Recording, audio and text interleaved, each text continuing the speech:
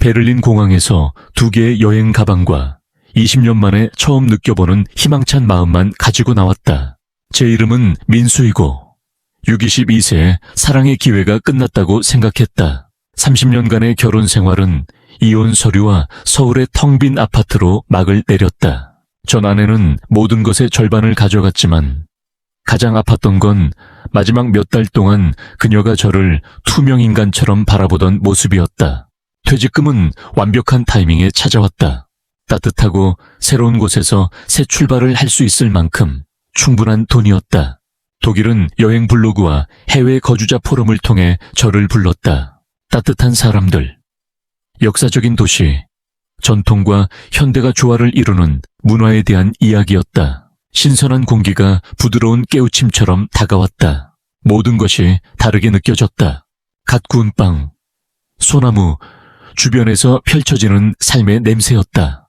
택시기사 클라우스는 집에서 보던 누구보다 밝게 웃었다. 그는 한국어를 거의 하지 못했지만 대성당과 북적이는 광장을 진심 어린 자부심으로 가리키며 친구에게 자신의 고향을 소개하듯 말했다. 저는 프라이부르크에 소박하지만 아늑한 작은 아파트를 빌렸다. 자전거와 시장 노점으로 가득한 자갈길이 보이는 발코니가 있었다. 첫 주 동안은 그저 걸으며 크리스마스 마켓을 탐험하고 프레첼과 자우어브라텐 같은 새로운 음식을 맛보고 드라이삼 강변에 앉아 잊고 지냈던 색으로 하늘을 물들이는 석양을 바라봤다. 새로움이 사라지자 외로움이 스며들었다. 저는 건물 근처의 카페를 찾기 시작했다. 그곳엔 다른 해외 거주자들이 모였다. 대부분 저처럼 나이든 남성들이었고 일부는 현지 여성과 결혼했으며 다른 이들은 여전히 찾고 있었다. 그들은 아침 커피를 마시며 아는 척 고개를 끄덕이고 이야기를 나눴다. 데이트 앱을 써봐. 위넨 출신의 은퇴한 교사 한스가 제안했다. 좋은 남자를 찾는 친절한 독일 여성들이 많아. 그날 밤 저는 OK 슈피드를 다운받았다. 메시지는 즉시 쏟아졌다. 수십 명의 친근한 얼굴들, 정중한 인사, 억양 있는 영어로 보내는 아침 인사였다. 대부분 너무 세련돼 보였고 질문이 연습된 듯 느껴졌다. 하지만 한 프로필이 제 눈길을 사로잡았다. 그녀의 이름은 안나, 34세, 따뜻한 눈과 진심 어린 미소를 지닌 여성이었다. 그녀의 사진은 과하게 포즈를 취하지 않았다. 직장에서 친구들과 혹은 블랙포레스트에서 하이킹하는 평범한 순간들이었다. 그녀의 첫 메시지는 달랐다. 안녕, 민수. 프로필에서 사진 찍는 걸 좋아한다고 봤어. 나도 일상적인 순간을 찍는 걸 좋아해. 독일에는 왜 왔어? 첫날 우리는 몇 시간 동안 메시지를 주고받았다. 그녀는 프라이부르크에서 사서로 일하며 6살 딸 레나가 있고 도시 외곽의 작은 집에서 연로한 아버지와 살았다. 그녀는 제 가족, 한국에서의 삶, 은퇴 후 꿈에 대해 물었다. 돈에 대한 이야기는 단 한 번도 꺼내지 않았다. 2주 동안 우리는 매일 문자로 대화했다. 아침 인사와 함께 그녀의 아침 식사 호밀빵과 잼 사진, 일에 대한 업데이트, 제 과거에 대한 질문. 그녀는 바이엘은 시골에서 가난하게 자랐고 대학을 졸업하기 위해 노력했으며 레나가 태어났을 때 떠난 전 남편에 대해 이야기했다. 쉽게 믿지 않아. 그녀는 어느 저녁에 썼다. 너무 많은 남자들이 지키지 않는 약속을 해. 하지만 너는 달라 보여. 너 말은 진심 같아. 안나가 직접 만나자고 했을 때 40년 전 첫 데이트 때보다 더 긴장했다. 윈스터플라츠 근처의 아늑한 레스토랑에서 시계를 몇 번씩 확인하며 기다렸다. 안나가 들어왔을 때 숨이 멎는 듯했다. 그녀는 사진보다 더 아름다웠다. 잡지 모델 같은 아름다움이 아니라 진짜 아름다움이었다. 그녀는 단순한 초록 스웨터를 입고 긴장한 미소를 지었다. 사진과 똑같이 생겼네. 그녀가 웃으며 맞은편에 앉았다. 외국인에겐 드문 일이야. 첫 만남에서 우리는 4시간 동안 모든 것과 아무것도 아닌 것에 대해 이야기했다. 그녀는 레나의 그림사랑, 아버지의 심장질환, 도서관에서의 긴 근무 시간에 대해 말했다. 저는 실패한 결혼, 회계사로서의 경력, 고향에서의 외로운 은퇴 생활을 공유했다. 왜 독일이야? 그녀가 애플소다를 마시며 물었다. 다시 살아있다는 걸 느끼고 싶었어. 저는 솔직히 말했다. 한국은 나를 투명인간처럼 만들었어. 그녀는 자신의 나이보다 깊은 이해로 고개를 끄덕였다. 독일은 상처받은 마음을 치유할 수 있어. 하지만 치유를 누구에게 맡기는지 조심해야 해. 우리는 다음 날, 그리고 그 다음 날 다시 만났다. 안나는 관광객이 잘 모르는 프라이부르크의 모습을 보여줬다. 그녀가 모든 상인을 아는 로컬 마켓. 그녀가 하이킹하는 블랙포레스트의 조용한 오솔길. 레나가 다니는 학교. 그녀는 제가 모든 비용을 내지 못하게 했다. 비용을 나누거나 번갈아 내자고 고집했다. 후원자를 찾는 게 아니야. 제가 세 번째 저녁 식사비를 내려 했을 때 그녀가 단호히 말했다. 내 돈은 내가 열심히 벌었어. 나는 파트너를 원해. 보호자가 아니야. 그 독립적인 태도는 어떤 달콤한 말보다 저를 더 끌어당겼다. 관계 3주 만에 안나가 저를 그녀의 집에 초대했다. 저는 겁이 났다. 가족을 만나는 건 진지하고 영구적인 일처럼 느껴졌다. 그들이 저를 좋아하지 않으면 어쩌지? 레나와 연결되지 못하면 어쩌지? 그들의 집은 작지만 흠잡을 데 없이 깔끔했고 정돈된 정원과 사과나무로 둘러싸여 있었다. 안나의 아버지 클라우스 씨는 단단한 악수와 서툰 영어로 저를 맞았다. 그는 슈니첼, 감자 샐러드, 자우어크라우트, 블랙포레스트 케이크로 푸짐한 식사를 준비했다. 내 딸을 잘 돌볼 건가? 그가 제 얼굴을 뚫어지게 보며 직접 물었다. 최선을 다하고 싶습니다. 저는 솔직히 대답했다. 어린 레나는 처음엔 수줍어하며 엄마 다리 뒤에 숨었지만 제 폰으로 서울의 벚꽃 사진을 보여주자 그녀의 눈이 호기심으로 반짝였다.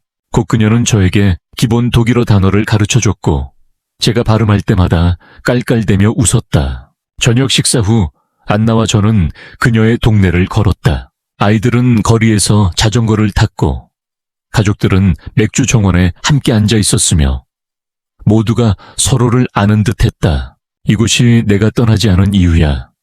안나가 딸이 반딧불이를 쫓는 모습을 보며 말했다. 가족, 공동체, 소속감, 돈으로는 이걸 살 수 없어. 그날 밤 내 안에서 무언가가 바뀌었다.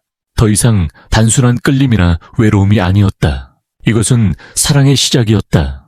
그 후 한 달 동안 우리는 때려야 뗄 수 없는 사이가 되었다. 안나는 도서관 근무를 마치고 내 아파트로 오거나 내가 그녀의 집으로 가서 가족과 저녁을 먹었다. 우리는 주말에 근처 호수로 여행을 갔고 성당을 탐험하며 미래에 대한 꿈을 나누었다. 그녀는 전 남편에 대해 이야기했다. 모든 것을 약속했지만 책임이 다가오자 떠나버린 사람이었다. 남자들은 아름다운 말을 해. 어느 저녁 우리가 발코니에서 석양을 보며 그녀가 말했다. 하지만 행동 없는 말은 그냥 소음일 뿐이야. 나는 행동으로 보여주었다.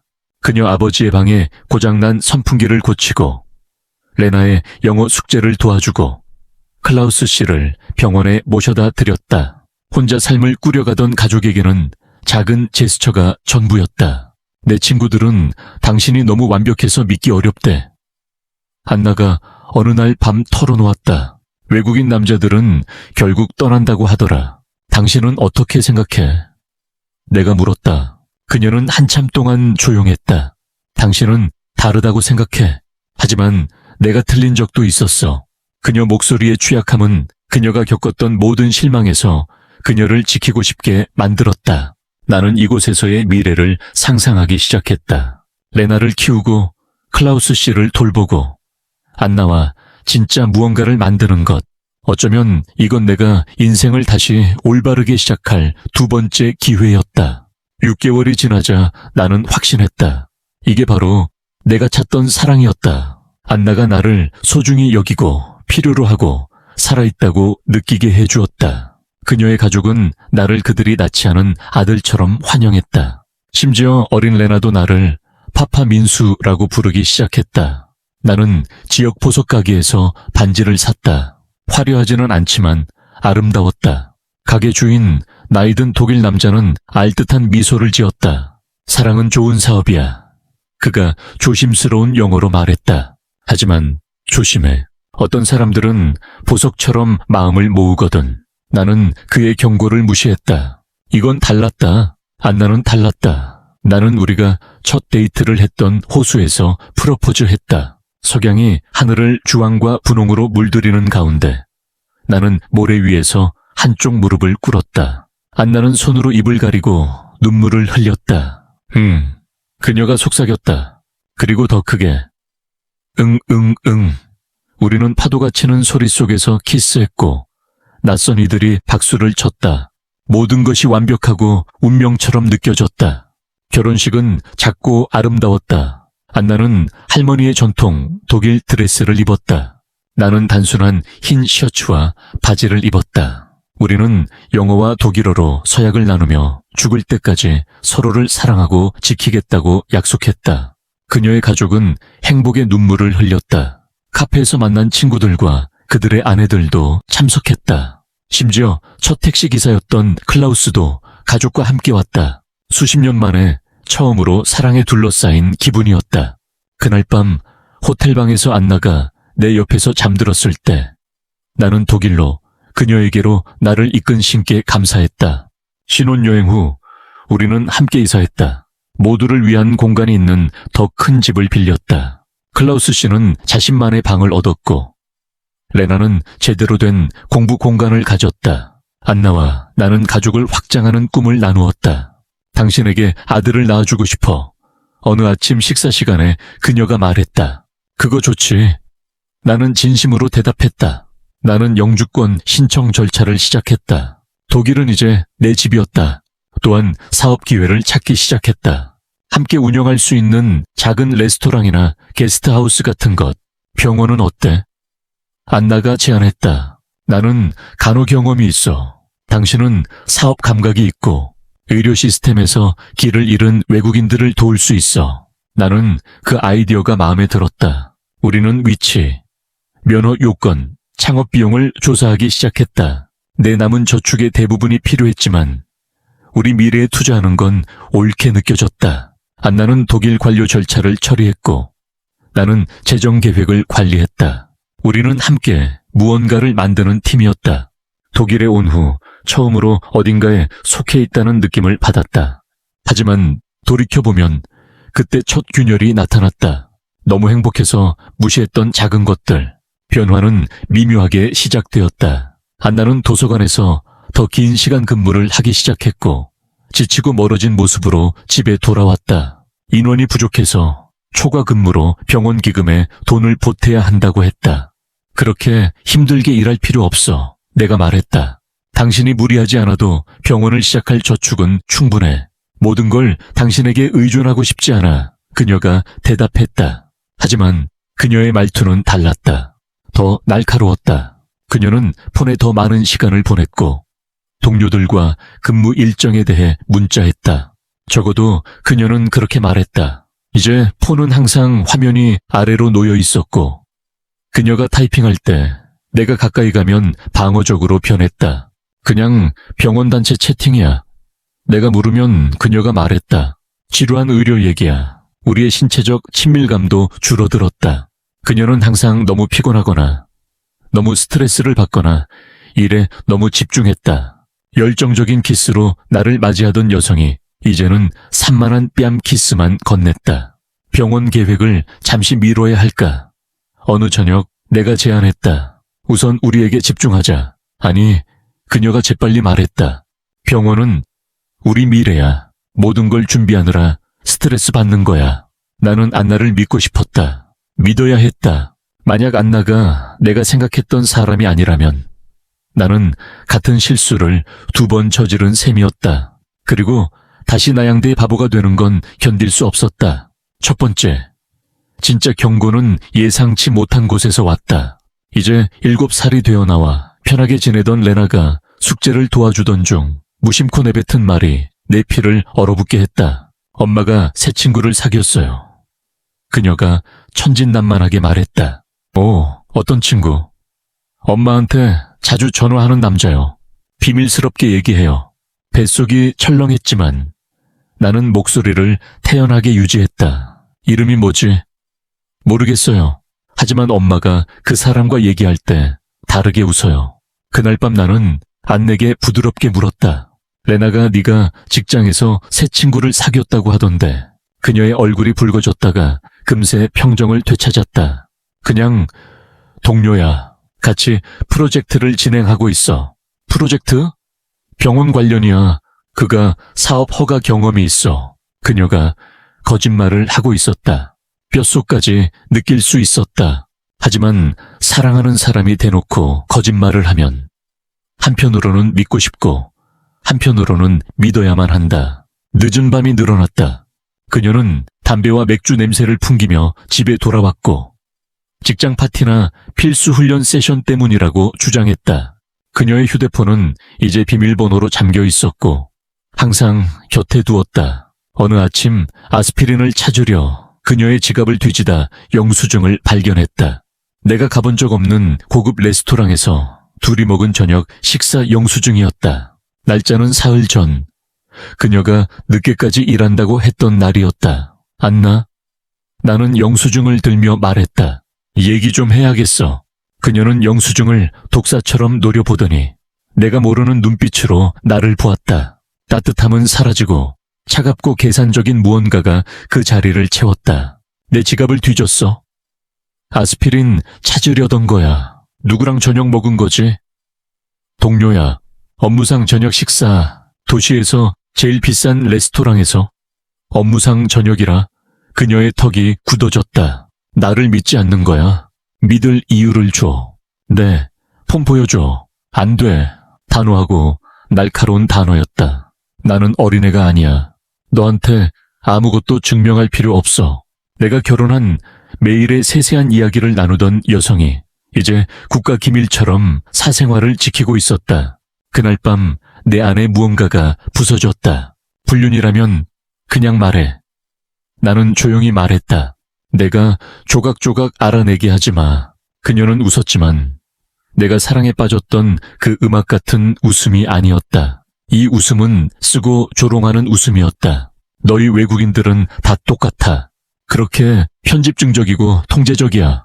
네가 그렇게 늙고 따분하지 않았다면 나도 내 또래 친구가 필요 없었을 거야. 그녀 목소리의 잔인함에 나는 충격을 받았다.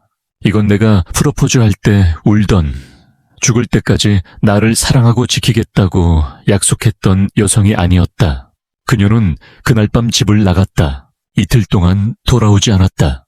안나가 마침내 돌아왔을 때 그녀는 아무 일도 없었다는 듯 행동했다.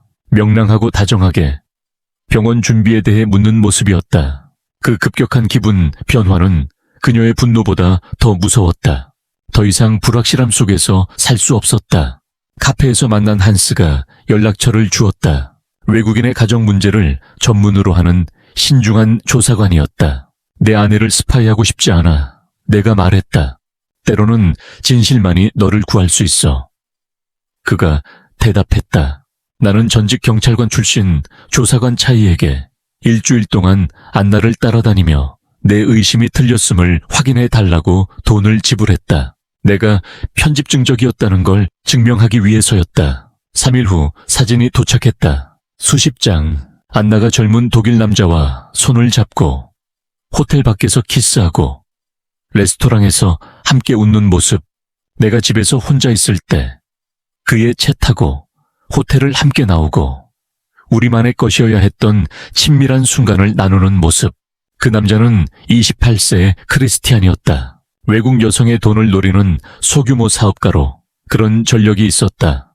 차이의 조사에 따르면 안나는 우리가 병원 계획을 시작한 직후인 3개월 전부터 그를 만나고 있었다. 하지만 최악의 사진은 아직이었다. 안나와 크리스티안이 은행에서 서류에 서명하고 부동산 사무소에서 건물을 보고 변호사 사무실에서 서류를 검토하는 사진이었다. 당신 아내는 바빠. 차이가 마지막 폴더를 테이블 위로 밀며 말했다. 그녀는 공동 계좌에서 돈을 빼내고 있어. 병원 허가는 그녀 이름으로만 등록되어 있어. 부동산 투자도 알아보고 있고 내 손은 은행 명세서를 보느라 떨렸다. 내가 모르는 사이에 수만 유로가 옮겨졌다. 우리가 함께 만든다고 생각했던 병원 기금은 내가 승인하지 않은 투자로 빠져나가고 있었다. 더 있어. 차이가 말을 이었다. 그녀는 당신이 같이 살기 힘든 사람이라고 사람들에게 말하고 있어. 나중에 필요할 경우를 대비해 이야기를 만들고 있는 거야. 그 만남 후 차 안에서 나는 울었다. 돈 때문만이 아니라 배신 때문이었다. 다시 믿었던 것. 사랑이 2번 찾아올 거라 생각한 그 바보 같은 믿음 때문이었다. 무슨 말을 할지 계획하지 않았다. 그날 저녁 안나가 집에 왔을 때 나는 그냥 사진을 건네고 그녀의 얼굴을 보았다. 놀라움이나 부끄러움은 없었다. 들켰다는 짜증뿐이었다. 얼마나 됐어? 내가 물었다. 그게 중요해? 처음부터였어? 그녀는 어깨를 으쓱했다. 넌 편리했어. 외로운 외국인 남자, 돈과 꿈을 가진 사람. 당신은 일을 쉽게 만들어줬어. 안나의 무심한 잔인한 말이 물리적 타격처럼 다가왔다. 레나와 네 아버지는? 그들도 이 일에 연루된 거야. 그들은 안정감이 필요했어. 당신이 그걸 제공해줬지. 모두가 필요한 걸 얻었어. 나는 너를 사랑했어. 너는 나라는 아이디어를 사랑했지. 젊은 아내가 다시 중요하게 느껴지게 해줬어. 나는 그 역할을 잘했어. 그녀 말이 맞았다. 그게 가장 아팠다. 나는 연기에, 내가 보고 싶었던 것에 사랑에 빠졌지. 실제로 존재했던 것에 빠진 게 아니었다. 내 돈 돌려줘. 내가 말했다. 행운을 빌어. 모든 게 합법이었어. 너도 서류에 서명했잖아. 또 그녀 말이 맞았다. 신뢰하고 함께 미래를 만들고 싶었던 열정에. 나는 그녀가 내민 모든 서류에 서명했다. 병원 등록, 공동계좌, 투자 서류, 모두 법적으로 구속력이 있고 그녀에게 완전한 통제권을 주는 것들이었다. 상담한 변호사는 내가 너무 익숙한 절망적인 표정을 지었다. 독일에서 결혼 내 재정 사기를 입증하는 건 매우 어려워요. 그가 설명했다. 당신 아내는 모든 법적 절차를 따랐어요. 당신이 송금을 승인했고 계약서에 서명했으며 사업 계좌에 대한 위임장을 줬죠. 하지만 그녀는 모든 걸 속였어요. 이 맥락에서 거짓말은 불법이 아니에요. 민사소송을 진행할 수 있지만 몇 년이 걸리고 회수할 수 있는 것보다 더 많은 비용이 들 터였다. 경찰에 사기 혐의로 신고할 수도 있지만 명백한 범죄적 기만 증거 없이는 조치가 어려울 거라고 했다. 제 조언은 손실을 받아들이는 겁니다. 변호사가 말했다. 가능하면 조용히 이혼하세요. 그녀가 기꺼이 주는 걸 받아들이고 새로 시작하세요. 하지만 또 다른 문제가 있었다. 결혼 준비 중 안나가 나를 설득해 퇴직 계좌와 보험증권의 수혜자로 그녀를 지정하게 했다. 안전을 위해서. 그녀가 말했다. 당신에게 무슨 일이 생기면 대비해야지. 이제 그 서류들은 나를 보호하려던 것들이 내가 죽으면 그녀를 보호할 터였다. 그리고 독일 상속법이 생존 배우자를 선호하기에 내 죽음은 그녀의 모든 문제를 매우 편리하게 해결할 것이었다. 그 생각은 재정적 손실보다 더 두려웠다. 나는 파산한 것뿐 아니라 잠재적 위험에 처해 있었다.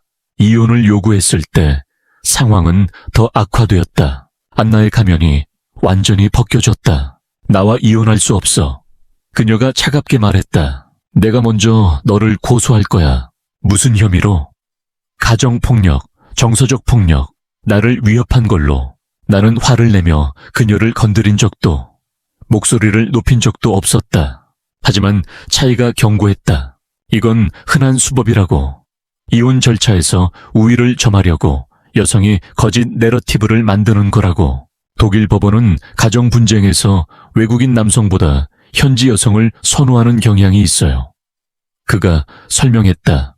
거짓 고발이라도 추방, 비자 취소, 형사 고발로 이어질 수 있어요. 일주일 안에 안나는 지역 경찰에 고소장을 제출했다. 내가 심리적으로 학대하고 재정적으로 통제했다고 주장했다. 그녀는 어린 딸을 둔 젊은 독일 사서로 부유한 나이 든 외국인 남편에게 학대받는 피해자로 자신을 그렸다. 조사 경찰관은 전문적이었지만 분명 그녀 이야기에 공감했다.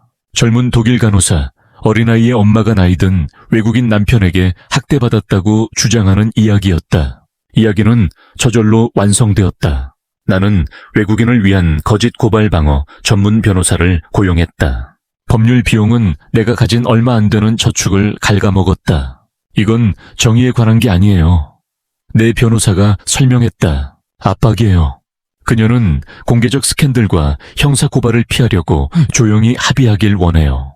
최종 회의는 사업거래 같았다. 안나는 그녀의 변호사와 함께 차분하고 침착하게 앉아서 내 항복 조건을 논의했다. 나는 남은 저축, 원래 퇴직기금에서 남은 약 5만 유로를 그녀에게 송금해야 했다. 그 대가로 그녀는 모든 형사 고발을 취하하고 조용한 이혼에 동의할 터였다. 또한 나는 우리 결혼에 대해 공개적으로 말하지 못하는 비밀 유지 계약에 서명해야 했다. 거절하면? 내가 물었다. 그러면 형사소송을 진행하죠. 그녀의 변호사가 부드럽게 말했다.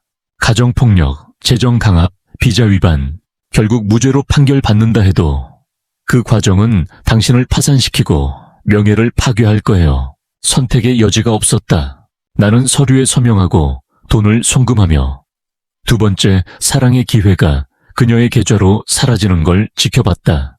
변호사 사무실을 떠나며 안나가 나를 마지막으로 봤다. 너는 더 똑똑했어야 했어. 그녀가 말했다. 모두가 경고했잖아. 그녀 말이 또 맞았다. 카페의 한스, 보석가게 주인, 심지어 조사관 차이까지 그들은 내가 보지 않으려 했던 걸 모두 봤다. 나는 사랑받고 싶다는 간절함에 모든 위험 신호를 무시하고 모든 경고를 묵살하고 모든 모순을 합리화했다. 나는 가장 싼 스튜디오 아파트로 이사했다. 퇴직금은 사라졌다. 꿈은 산산조각 났다. 사랑에 대한 신뢰는 파괴됐다. 63세에 나는 고통스러운 지혜만 남기고 다시 시작해야 했다. 외국인 커뮤니티는 내 이야기에 갈렸다. 비슷한 경험을 나누며 지지해준 이들도 있었다. 다른 이들은 잔인했다. 내 불행을 오락거리로 삼으며 외로운 늙은 남자는 마땅한 대가를 받았다고 했다. 바지에 충실했어야지. 카페에서 한 남자가 웃으며 말했다. 예쁜 젊은 아내가 충실할 리 없잖아. 하지만 이해하는 이들도 있었다. 너무 많은 이들이 비슷한 이야기를 했다. 사랑을 찾아 독일에 왔다가 숙련된 사냥꾼을 만난 외국인 남자들. 돈 때문이 아니야. 한스가 어느 아침 내게 말했다. 배신, 누군가가 당신을 사랑한다고 믿었지만 그들이 당신을 표적으로 삼았다는 사실이 문제였다. 한스가 맞았다. 잘못된 투자나 실패한 사업으로 돈을 잃는 건 견딜 수 있었을지도 모른다. 하지만 누군가 나를 사랑하는 사람과 함께 삶을 만들어가고 있다고 믿으며 돈을 잃은 것은 나를 완전히 무너뜨릴 뻔했다. 몇 달 동안 나는 아파트를 거의 떠나지 않았다. 우울증은 내가 경험했던 그 어느 때보다 강렬했다. 어떤 날은 왜 어떤 남자들이 나 같은 경험에서 결코 회복되지 않는지 이해가 갔다. 천천히, 아주 천천히 나는 재건을 시작했다. 은행 계좌가 아니라 나 자신을, 내 판단을 믿는 능력, 다시 삶의 의미를 찾는 능력을 되찾았다. 나는 길거리 개들을 돕는 지역 자선단체에서 자원봉사를 시작했다. 인간관계가 필요 없지만 목적을 주는 일이었다. 동물은 거짓말하지 않고 조작하지 않으며 돈을 위해 사랑하는 척하지 않는다. 또한 로맨스 사기로 피해를 입은 다른 외국인들에게 연락을 시작했다. 동정을 구하려는 게 아니라 정보를 공유하고 새로운 사람들에게 경고하며 다른 이들이 내 실수를 반복하지 않도록 돕기 위해서였다. 이 일을 통해 내 이야기가 얼마나 흔한지 알게 되었다. 매년 수천 명의 외국인 남성들이 사랑과 동반자를 찾아 독일에 온다. 많은 이들이 진정한 관계를 찾지만 너무 많은 이들이 감정 조작의 기술을 완벽히 익힌 사냥꾼들을 만난다. 패턴은 항상 비슷했다. 빠른 구애, 가족의 개입, 아이와 미래에 대한 이야기, 자산을 이전하는 법적 서류, 그리고 점진적인 버림받음이나 불륜의 갑작스러운 폭로와 더 많은 돈 요구. 그들은 우리를 연구해 지원그룹에서 만난 또 다른 피해자 짐이 설명했다. 외로운 외국인 남성들이 필요로 하고 원하고 중요하다고 느끼고 싶어 한다는 걸 알아. 우리가 사랑에 대해 낭만적이고 현지 법에 대해 순진하며 우리가 특별하다고 믿고 싶어 한다는 걸 알아. 가장 아팠던 건 사기를 당한 게 아니었다. 그것이 얼마나 조직적이었는지 알게 된 것이었다. 안나는 공영에 처한 절박한 여성이 아니었다. 그녀는 외국인 남성들을 체계적으로 노리는 네트워크의 일원이었다. 차이는 우리 사건이 끝난 후 수집한 증거를 보여주었다. 안나가 수년간 다른 외국인 남성들과 같은 기술, 같은 가족 소개, 심지어 같은 대화 주제를 사용한 사진들. 그녀를 버린 전 남편은 사실 그녀의 남자친구이자 공범이었다. 그녀가 바람피운 남자 크리스티안은 매력적인 현지 여성들을 외로운 외국인 남성들과 연결해주는 소규모 사업을 운영했다. 그는 영어 표현, 문화적 신호, 감정 조작 기술을 가르쳤다. 그것은 사업이었고 나는 성공적인 거래였다. 이 때문에 그녀가 이혼 중에 그렇게 자신만만했던 거야. 차이가 설명했다. 그녀는 전에 해봤어. 시스템이 어떻게 작동하는지, 외국인들이 독일 법에 대해 뭘 모르는지, 법원을 어떻게 이용하는지 정확히 알고 있었어. 심지어 어린 레나마저 그 일부였을지도 모른다. 로맨스 사기에서 아이들은 강력한 도구다. 여성을 취약해 보이게 하고 남성에게 보호자 역할을 하게 하며 판단을 흐리게 하는 감정적 유대를 만든다. 이 사실을 알게 된다고 배신의 아픔이 덜해지지는 않았다. 다르게 아팠다. 나는 사랑해서 운이 나빴던 게 아니었다. 나는 마음을 부수고 꿈을 훔치는 일을 업으로 삼는 사람들에게 전문적으로 피해를 입었다. 이혼 2년 후 나는 여전히 독일에 있지만 완전히 다르게 살고 있다. 간소한 아파트를 빌리고 남은 사회보장연금으로 검소하게 살며 연애 생활은 전혀 하지 않는다. 작은 것들에서 평화를 찾는 법을 배웠다. 항구를 내려다보며 마시는 아침 커피, 로컬 마켓에서의 오후 산책, 가족이 운영하는 식당에서의 저녁 식사. 거기서 나는 그냥 단골 손님일 뿐 표적이 아니다. 동물구조자원봉사는 내게 목적을 준다. 학대받은 개들이 트라우마에서 회복하는 걸 돕는 건 우리 둘 모두에게 치유가 된다. 그들은 회복력, 천천히 조심스럽게 다시 신뢰하는 법을 가르쳐준다. 나는 예전에 나 같은 커플들을 여전히 본다. 젊은 독일 여성과 행복하고 사랑에 빠진 듯한 나이든 외국인 남성들. 어떤 건 오래 지속될 진짜 관계다. 다른 건 마음 아픔과 재정적 파탄으로 끝날 연기다. 그들이 묻지 않는 한 나는 경고하지 않는다. 어차피 대부분은 듣지 않을 것이다. 사랑은 우리를 지혜에 귀멀게 하고 위험에 눈멀게 하며 뻔한 사기에 멍청하게 만든다. 나도 그랬으니까. 하지만 그들이 물을 때, 의심이 스멀스멀 올라올 때, 뭔가 잘못됐다고 느낄 때, 이해하는 누군가가 필요할 때, 나는 내 이야기를 나눈다. 잔인하려는 게 아니라 정직하려는 것이다. 때로는 정직이 가장 큰 친절이다. 사람들은 내가 독일에 온 걸 후회하는지, 지금 아는 걸 알았다면 다르게 했을지 묻는다. 대답은 복잡하다. 안나를 믿은 걸 후회한다. 경고 신호를 무시한 걸 후회한다. 이해하지 못한 서류에 서명한 걸 후회한다. 외로움이 상식을 압도하게 한 걸 후회한다. 하지만 사랑을 찾은 건 후회하지 않는다. 삶이 두 번째 기회를 줄 수 있다고 믿은 건 후회하지 않는다. 마음이 부서졌어도 마음을 연 건 후회하지 않는다. 돈은 영원히 사라졌다. 내 나이에 퇴직기금을 회복할 방법은 없다. 다시 부동산을 소유하지 못할 것이고 재정적 안정을 느끼지 못할 것이며 누구에게도 유산을 남기지 못할 것이다. 그게 내가 사랑에서 받은 교육의 영구적인 비용이다. 하지만 나는 아직 살아있고 기쁨, 우정, 의미 있는 일을 할 수 있으며 다른 이들이 내 실수를 피하도록 도울 수 있다. 그거면 충분해야 한다. 내 이야기에 자신을 보는 이들에게, 독일에 막 도착했거나 너무 완벽해 보이는 누군가와 이미 관계를 시작한 이들에게 내가 배운 걸 전한다. 시간을 가져라. 진짜 사랑은 급한 결정이나 빠른 약속을 요구하지 않는다. 누군가가 서두르라고 압박한다면 왜인지 물어라. 자산을 보호하라. 돈, 부동산, 법적 서류의 통제권을 유지하라. 사랑은 재정적 항복을 요구하지 않는다. 법을 배워라. 독일 법적 서류에 동의할 때 어떤 의미인지 이해하라. 독립적인 번역과 조언을 받아라. 신뢰하되 확인하라. 뭔가 잘못됐다고 느껴지면 조사하라. 본능은 대개 맞다. 탈출 계획을 세워라. 일이 잘못되면 떠날 방법을 알아라. 본국에 자원을 남겨두라. 그리고 기억하라. 당신은 진짜 사랑을 받을 자격이 있다. 연기가 아니라 외로워서 누군가의 퇴직 계획이 되는데 만족하지 마라.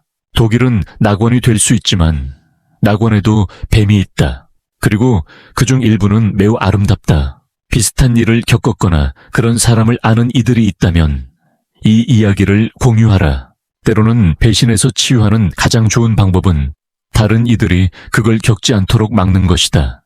사랑은 당신을 끌어올려야지 고갈시키지 않아야 한다.